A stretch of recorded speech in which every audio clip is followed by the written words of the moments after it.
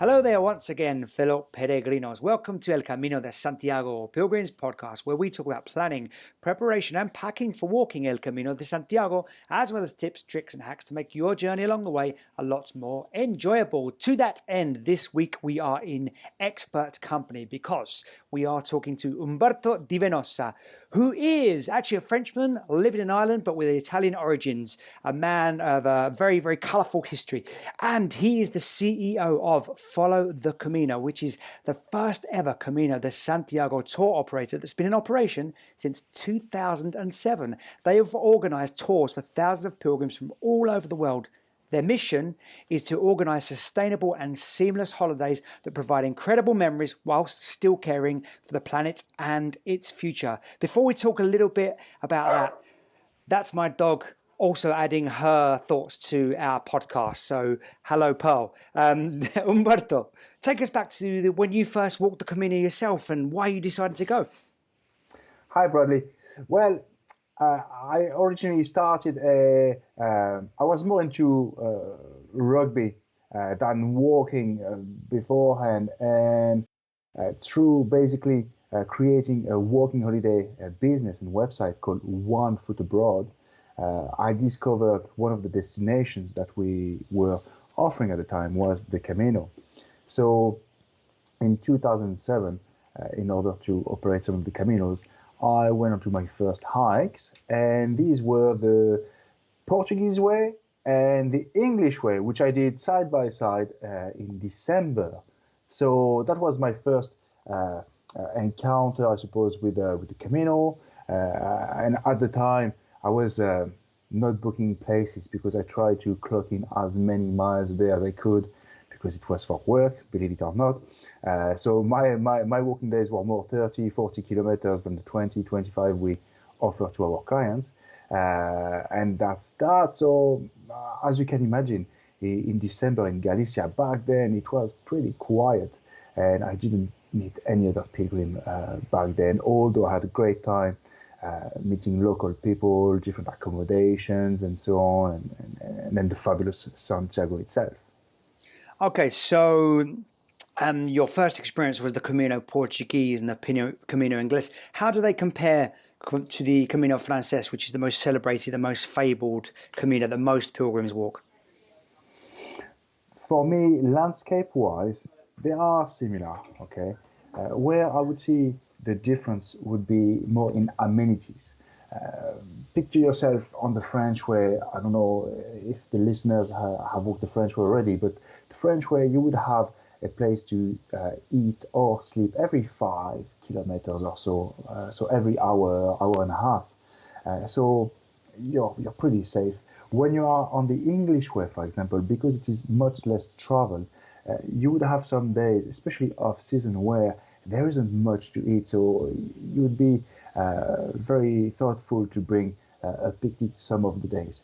The Portuguese way is in between, I suppose, where you would have a place to stop every 2.5 hours, and even nowadays it's even better organized with more places to stop and so on.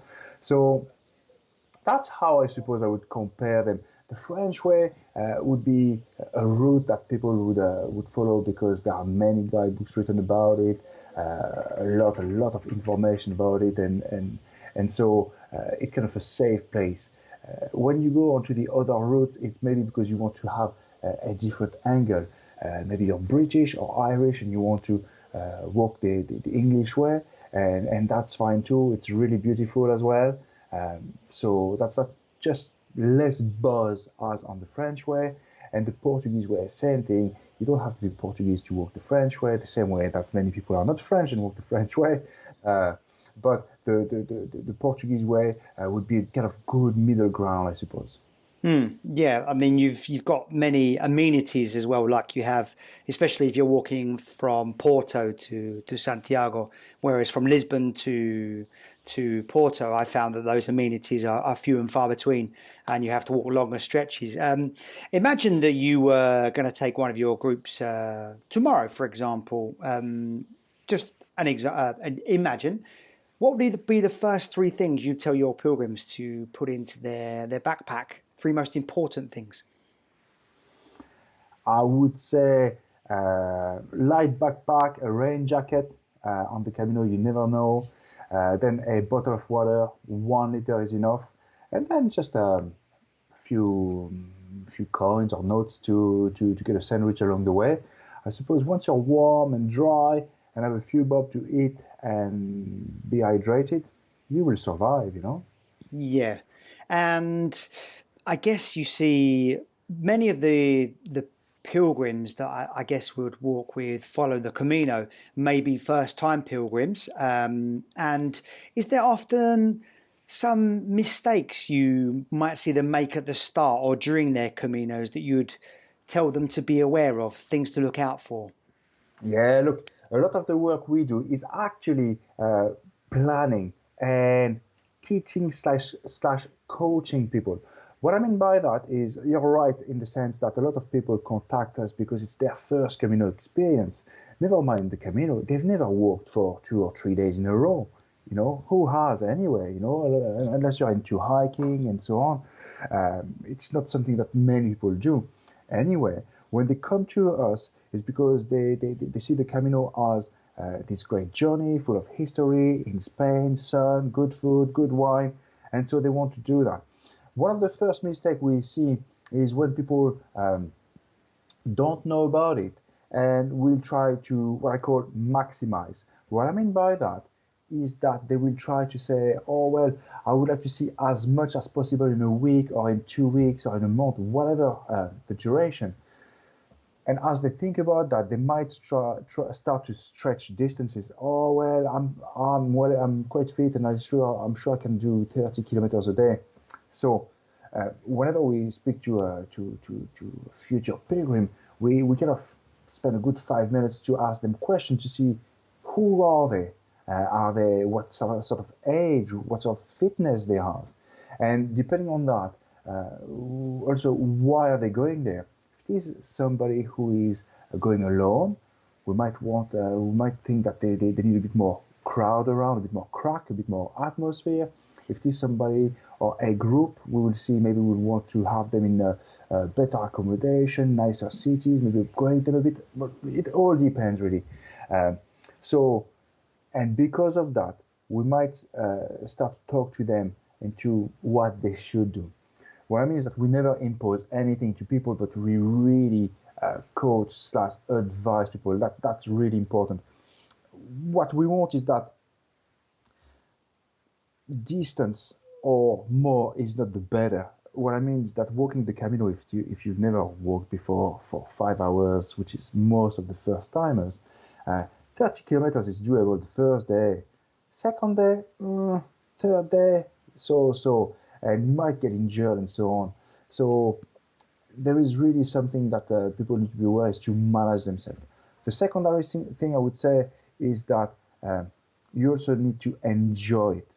And walking 6, 7, 8 hours a day is not super enjoyable. I don't know about yourself, but for me, once I reach the 30 kilometers mark, I start to be grumpy.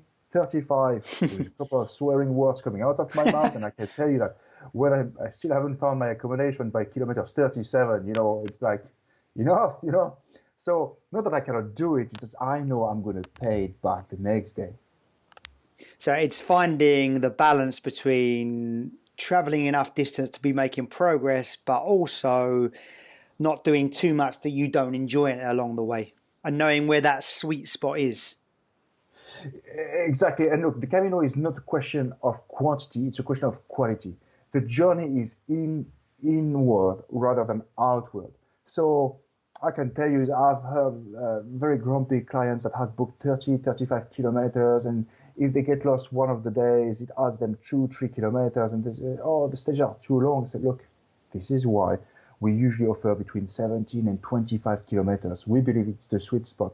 But as we talk to our clients and we get to know them, like for us, we're friends with our clients. We exchange by phone, by email, anywhere we can.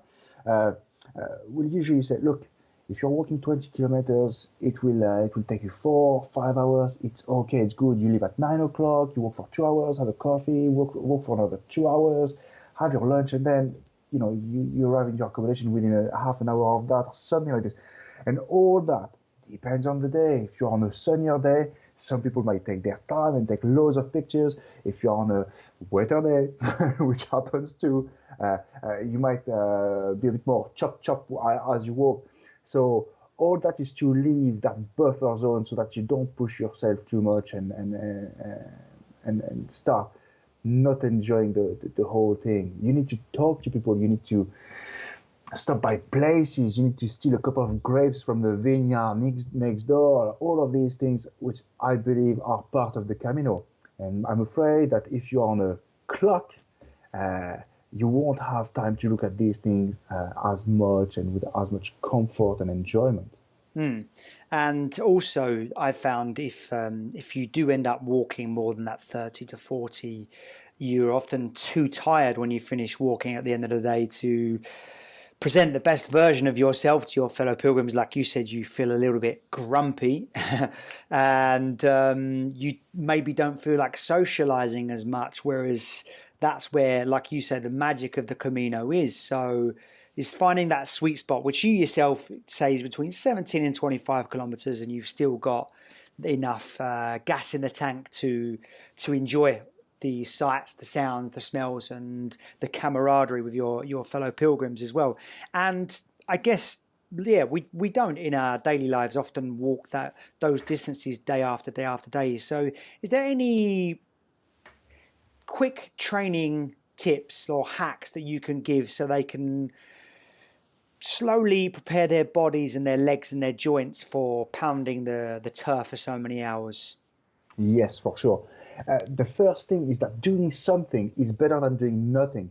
So if our listeners want to get training, get out. Maybe stop a couple of bus stations before home or train stations. You have basically to hack your brain. Look, as we grow older and we have our day of work with commuting and so on, not that there is much commuting going on at the moment, but still, once we reach home and it's 6 o'clock, 7 o'clock, you're like, oh, I've got to clean up, I've got to prepare food and so on. There are too many excuses not to go out. Believe me, I live it myself. However, if you hack your day by saying, look, I'm going to run to work or cycle into work, there is no best option. Even if you're cycling into work, that's good. Even if you are walking back into work or halfway from work, like all of these are good. Same thing with getting bread or milk. Or I just want bread or milk. It's not going to take me 2 hours. Why not? Walk to the bakery, which is 5 kilometers down the road, and come back.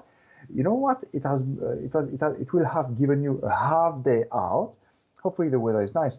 And also, try to do that 2 days in a row. So start to build up like this. We have a training program which is exactly that, starting by 1 hour, sometimes during the week, and 1 or 2 hours at the weekend, and you build up.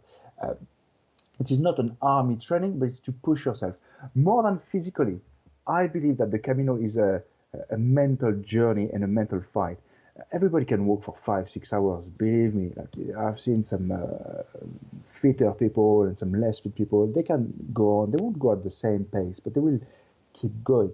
What is important is to discover your body and the pains and aches that comes with walking or exertion.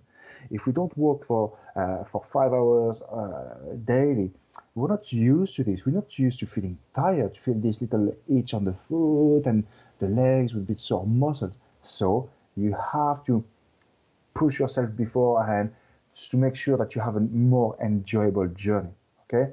If you don't train, you will go there and you will still discover that, right? We're not training for a marathon where it takes years and so on to perform. Here, you're not trying to perform, you're trying to get by and to do it. So what I would say is that the more prepared you are, the more enjoyable the journey is. And as you said, the more you have in the tank then to enjoy a great glass of wine or beer and to chit-chat people. When you are tired and so on, you become moany and you become, you're more introvert. That's just how we are. And I really, alluding to the points about preparation and training, I really like the way you say just even the little things that you do every day stack stacked up on top of one another, they actually can make a really big difference. So like you said, if you do take the bus to work or home from work or anywhere, then get off 2 stops before, instead of taking the lifts or the elevator or whatever it may be, take the stairs. Just anything to get those leg muscles and your legs moving, doing a little bit extra, making a lot of difference. And also paying attention in your training to where your body is feeling aches. Are you feeling a little blister on the bottom of your foot? If so, get some Leuco tape on it and you can be aware of that and ready for when you walk. And you did also learn to allude to not commuting in the current time so much. So talking of the current times, is there some advice you can give to pilgrims planning for 2021? Or even sooner than that, so they are prepared for how the Camino has changed due to COVID? What I would say is the Camino and its people have not changed. I have not changed. My suppliers, which I'm in touch with regularly, we're all craving to see pilgrims and so on. And I think people are craving for that too. So the only thing we do is we are ready for any situation and we just adapt. In terms of planning, the travel industry, the hospitality industry, some of the listeners might be more aware than others, but is devastated. It's a company like us who are minus 95% business for 2020. It's crazy. So what I would say is, if you want to get planning, hotels and accommodations are taking bookings. We are taking bookings. We are advising. We are here. We are craving that human interaction, and we want to have something to look forward to. And you know what? This is what I think people want too. Okay, so it could be a nice objective to have. So get in touch with ourselves, anybody you like, but it's no harm planning. And what I would say is that no matter what accommodation or ourselves, now we have extremely flexible terms where you can change date free of charge. There is no cancellation fee. Why? Because look, we're on the same boat, guys. We want to plan. We want people to go walking, but we know that it's not in our hands. So instead of waiting for this vaccine or whatever will enable us to come back to this freedom, which we are somehow rediscovering because of the craving of it. Now, that might be in 1 year or so, but get planning. If something happens, we'll change your booking free of charge, but at least you have something to look forward to. Otherwise, we are just going through a very, very long tunnel with very little light at the end. So we are ready. Everybody is ready to business. You can book online. You can do all of these things. I think it's very important to not stop completely this journey. So just while we're on the topic, where can the listeners find out more about the packages you provide online? Yeah, well, look, you can visit followthecamino.com, and here we have various angles. You can browse by route, French way, the Portuguese way. You can browse by difficulty or length, and so on. So that's depending on who you are. But what I would advise as well is people to give us a shout, drop us an email, send us an inquiry form, and you will see that one of my agent will get in touch with you and will break down these questions. Oh, should I do the French way? Should I do the Portuguese way? What do you think is best, April or May? And we'll go through all of these so that you have the greatest experience, which is our objective. I mean, like you said, it's just devastating and quite upsetting to see that companies like yourselves and probably your situation is being mirrored all along the Camino de Santiago. Like 95% of business has gone this year, and how many establishments how many bars, how many restaurants are going to be able to weather this financial storm is really hard to predict. And I know on your website that you say that your guides and your company, Follow the Camino, has extensive local knowledge. You guys know the best bars that serve the best wine, the best pulpo in Galicia, the best octopus, where breakfast is served late, because sometimes we need that. We get up at 7 o'clock, we're walking for 4 hours, and then we're ravenous. We want to eat. So let's quiz you now then, Umberto. Some hidden gem along the way. For food, wine, okay. It could be for either, or it could be just a place to visit, a town, city, or village to visit. Just something. Maybe let's put it to just a place to visit along the way, city, town, or village, and then we can maybe go a bit more specific into the where you get the best pulpo, for example. Yeah, best pulpo. Melide is the capital of pulpo. Melide is halfway on the last 100 kilometers of the French way. 50 kilometers before Santiago, isn't it? 56, yes, something like that. Exactly. Yeah. So Melide is a cool town. Not many people stop there because it's halfway through Palas and Arzua, and usually people do that stage in one go. So usually it's more of a lunch place. That's what that's where I would stop with my clients in Melide, and there I cannot remember the name, but as you arrive on the main street, there is a place on the left-hand side that has inside big tables and benches inside, and you will see a massive copper pot where they are cooking this pulpo. So that's a good place. One thing that I would mention is more a place to hang out. If the listeners are walking the Portuguese way as they arrive into Palas, in Caldas de Rei. Caldas de Rei is a small thermal village. It's 2 stages before you arrive in Sarria. And there, as you arrive, you cross a bridge. The town itself it's okay, it's cute, but there's a lovely bridge with a lovely restaurant on the left-hand side, on the bank of the river. And I can tell you that anytime I'm with a group, go there, try to arrive early, sip on a bit of a wine or beer and have some food there. And I just watch people arriving on the bridge, and it's brilliant atmosphere because you wave at people that you've seen a few hours before, and then they join you. Therefore, you don't leave that place. So that's Caldas de Rei on the Portuguese way. Also, don't forget, if you're in Caldas, to go for a thermal water feet bath.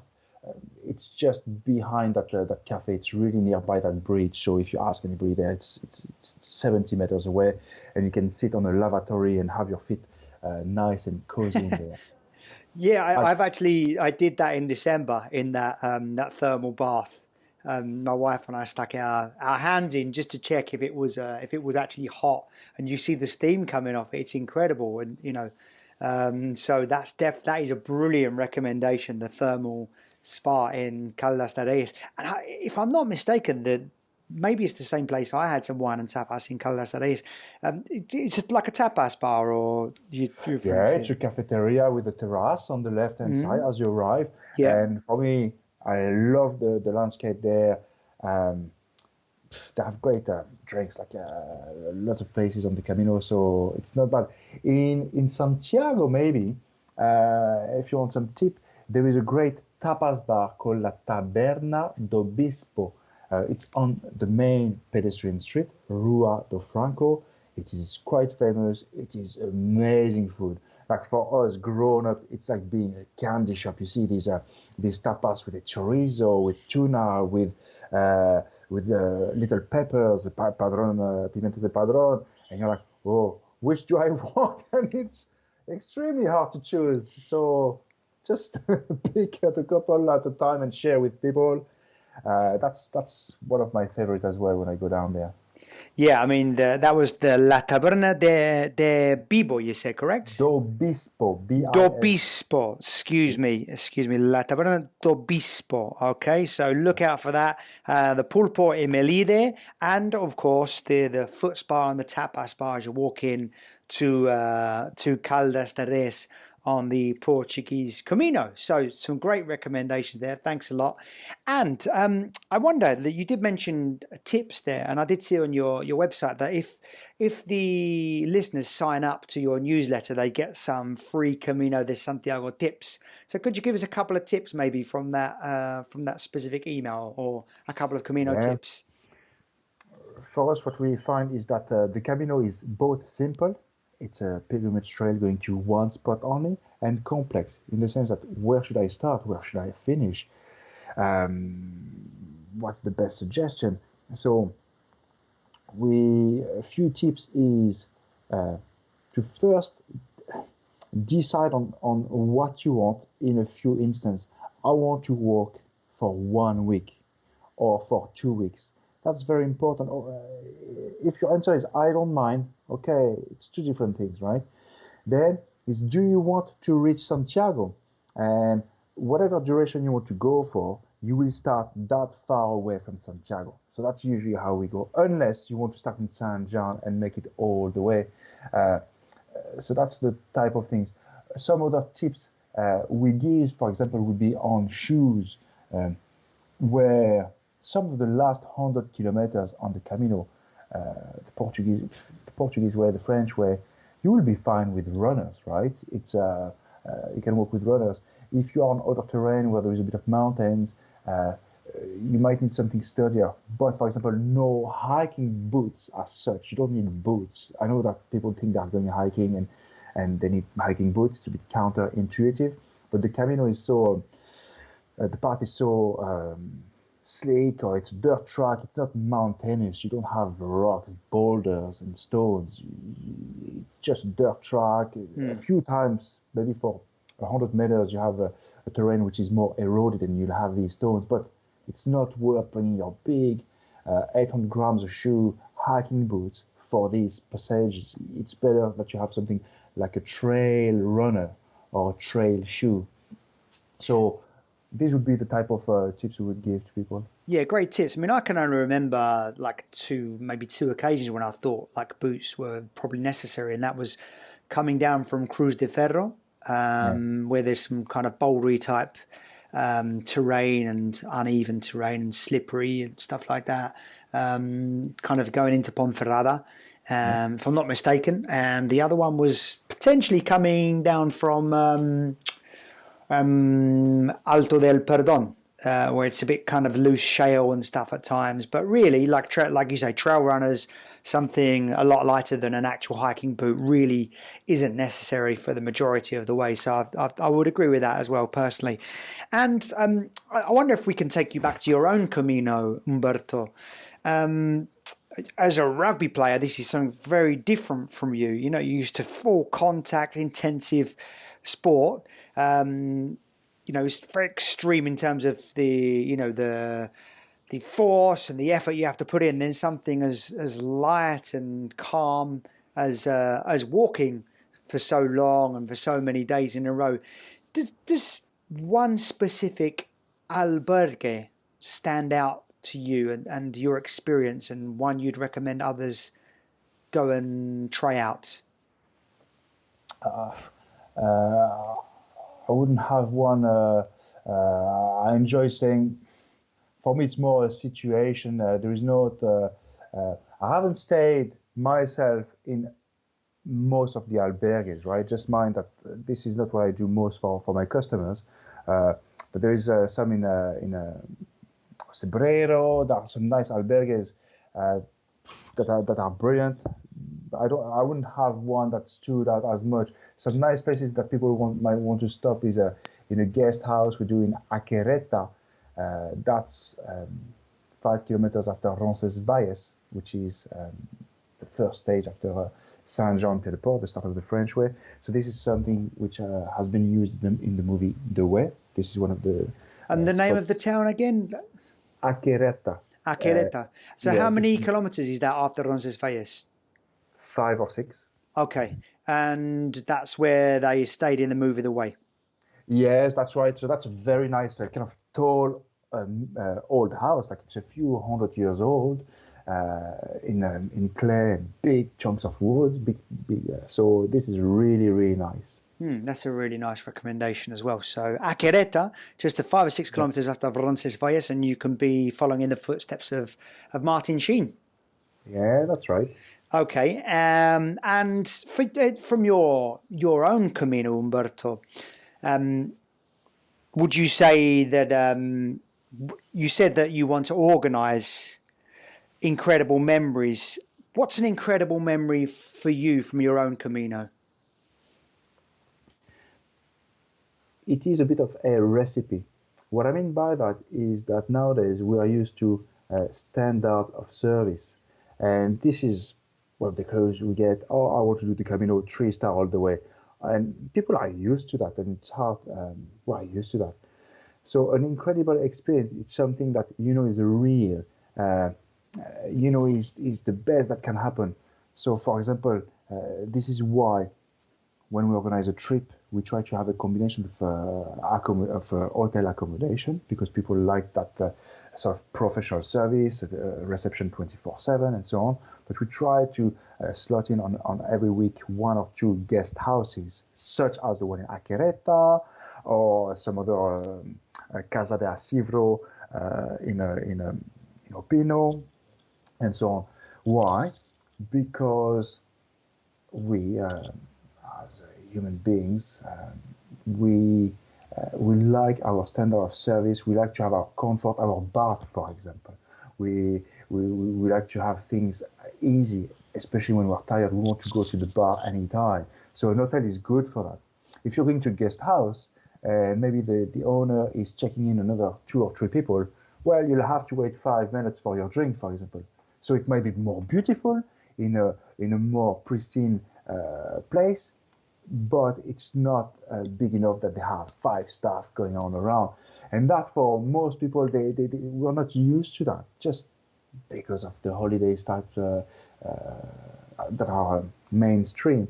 So what we like is to give a bit of this so that when they come back, they say, oh, do you remember that place? I want that. That there is a couple of things that, oh, it was good standard, but that place was unique.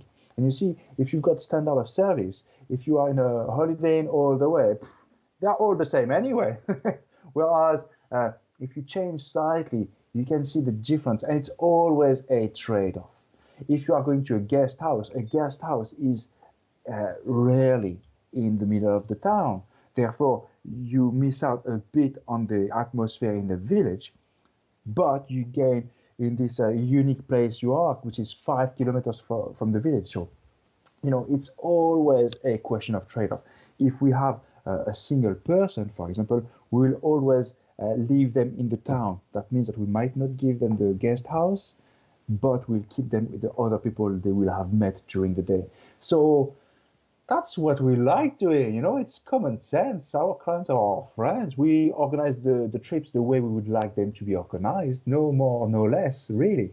So we like that, and people really enjoy it. We've got loads of great reviews and so on, and people come year after year. So that's that. For example, just an example, in Santiago, we use a three-star hotel, which has 12 or 14 bedrooms. It's not the biggest. Instead of a 4-star hotel with swimming pool. Why? Because our hotel is 400 meters from the main pedestrian street, whereas the 4 or 5-star hotel is 20 minutes walking. I can tell you, when you walk a week or a month to Santiago, I don't think you want to walk that far. So some people might say, well, we could take a cab. Yes, you could. And this is something we're happy to change. Again, like for us, we always explain to people and say why we do something. Because we think the experience of walking 5 minutes to the main pedestrian street, it's cool. You're in your flip-flops, you've had your shower in your hotel, you're going walking distance, having tapas and wine, and when you come back to your hotel, it's piece of cake. Whereas if it's 15, 20 minutes away, you still add a new thing. You need to get a taxi. Doable, but it's just different experience, right? Yeah, and I also read on your website that you like to create pilgrimage experiences that help the pilgrims not only to create those incredible memories, but also that helps them and teaches them and educates them on how to respect the Camino's spirit, which is really, really important. So is there any advice you can give for people and pilgrims who are going for the first time to do that? Yeah. I believe that when you're going on the Camino, you have, to some extent, let it go. This is why some people ask us for 3-star, 4-star, and say, we're ready to pay for it. And you're like, look, let it go. Try the 2-star. Why? Because in that town, there is no choice, and you'll be fine, okay? I think it's what is important for people to see and experience having enough. And that sometimes the better is the enemy of the good.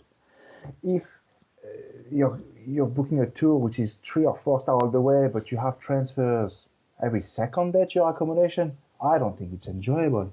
Okay, it means that you arrive to a place, you have to make a phone call, you have to wait, and so on. Whereas if you let it go and go with the flow to a point, with people like us, we'll guarantee you that it's really, really efficient and really seamless. I think that's important for people. Same with food, same with all of this.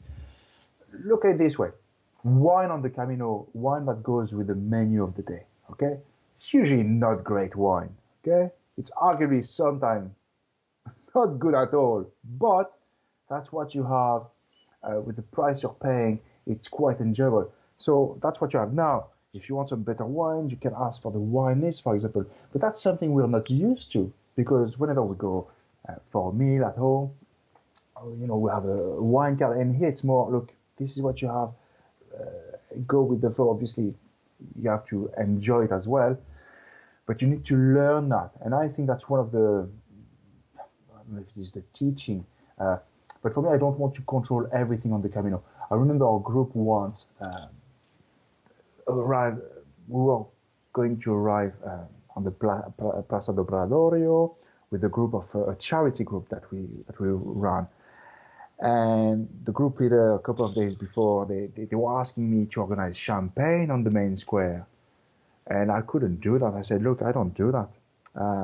They were ready to pay for it, but I said, look, Plaza do Bradorio, it's not yours. It's ours. It's the pilgrims. So I am not taking over this square with 2 tables and bloody champagne in the middle. It's not happening. They didn't do it. They could have. But I wouldn't do that because I don't think it's right. It's not because, I don't think it's cool, So there are things you can do, but for the Camino, go with the flow. Don't take over. And it's hard, Some people are not used to it, and it's uncomfortable. I want this now, yes, but maybe you have to wait 5 minutes because there's another customer. And I think it's great teaching. This is what I'm saying. It's an inner journey. It's fighting with oneself, where we're not in control of everything. Okay, the weather, we're not in control of the weather. We are not in control of different things, and we need to not to stick by it, but like dinner on the Camino is usually you start at 8 o'clock, sometimes 9 o'clock, and for the English-speaking world, we usually eat earlier. In the UK, it's more 6, 7 o'clock, same in Ireland. So that's a cultural shock. But same thing, people might ask us, oh, we want to have lunch early, but I cannot do it because the cook comes at 7 o'clock to prepare for 8 o'clock. So all of these things, for some people, it is difficult because they don't get that. They cannot just pay for a service. Sometimes the service at this time, and you will get a good service then. And it's a personal struggle. I don't know if you've seen people like this. For me, it's not many people that are like this, but it takes a bit of learning for people. Yeah, definitely. And I like what you said specifically about when the pilgrims asked you for the champagne and the table by the place you were talking about, just in case some of the listeners aren't familiar, is the main square, basically where the pilgrims arrive to the cathedral. I always have problems pronouncing that one because it's not quite Spanish, it's not quite Portuguese, and it's Gallego, isn't it? So, Praça Dobradorio. Dobradorio. There you go. I always just like read it in my head, but never say it out loud.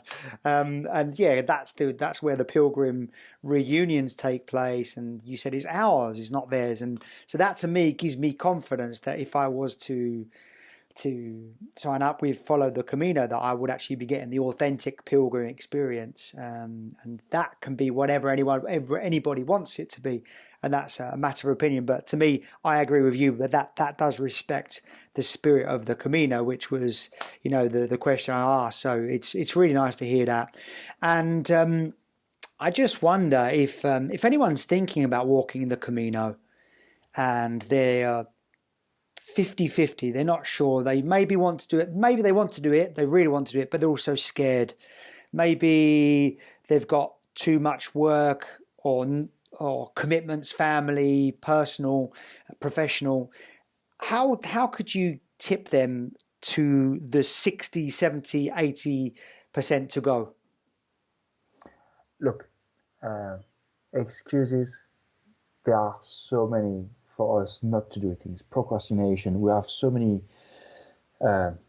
contact points now every day. WhatsApp, the family, the uncle, the cousin, COVID, like this, like excuses. Believe me, we can find SHIT loads of them, no problem.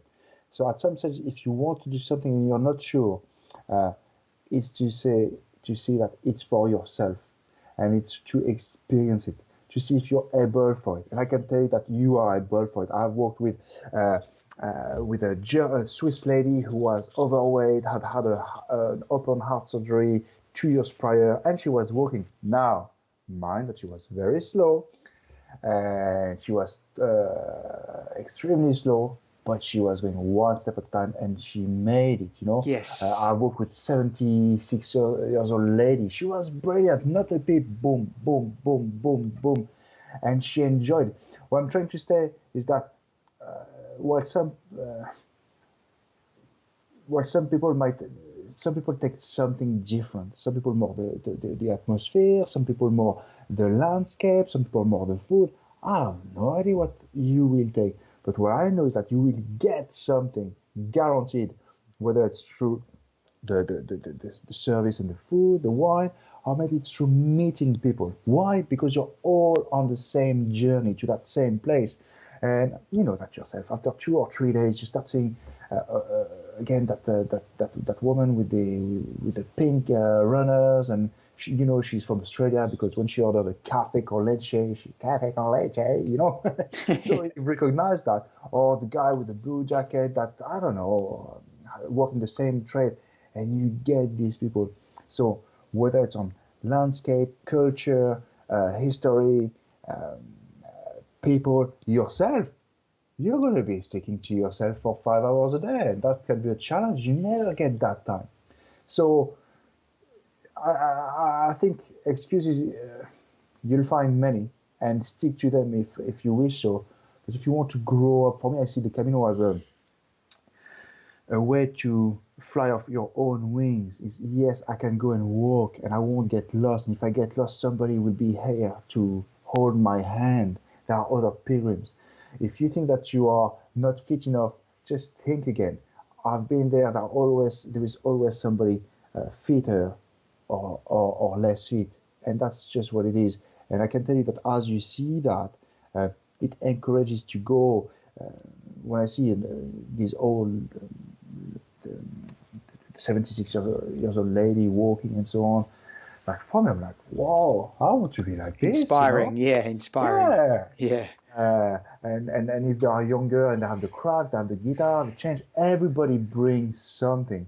Just don't take over. It's always in a mutual respect. You go on the Camino. I don't know if you've seen that, but okay, I might go more regularly than you do. But you have a group of 5 people that come, and every bar they come and they play the guitar. I mean, that's cool. Now I don't see them every time I go, but you will have memories that you will not have in a resort. In a resort, you will have service. You pay $5, you get your cocktail, you get whatever it is. There, you will have life. You will have us as a people.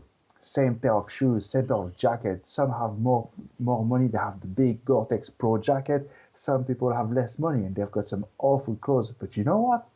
If it's cold and muggy, they'll struggle any gear they have. And if it's nice, you will enjoy it anyway. So, it's humbling. It's for yourself, and you will find something, whatever that is. Well, I'm inspired to go just from hearing what you've said. I wish I could put my shoes on and go right now.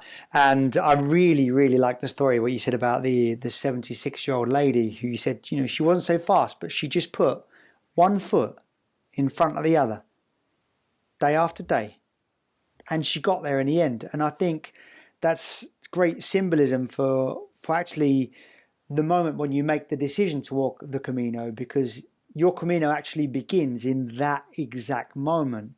It might not be 1 foot, but it might be 1 step. It could be, okay, so I've got to make sure I've got a dog sitter. It might be, okay, I need to explain this to my wife or my partner or my husband. Whatever it needs to be done can be done. It just needs to be about moving in the direction of doing it towards Santiago, just like that inspiring lady did.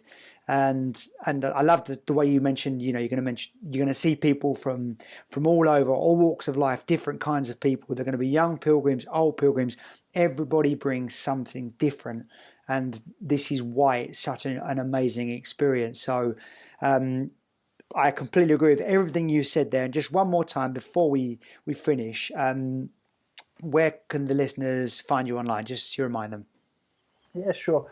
People can find us on followthecamino.com, and we are available by phone, email, anything, and we'll be very happy to help anybody to plan their Camino.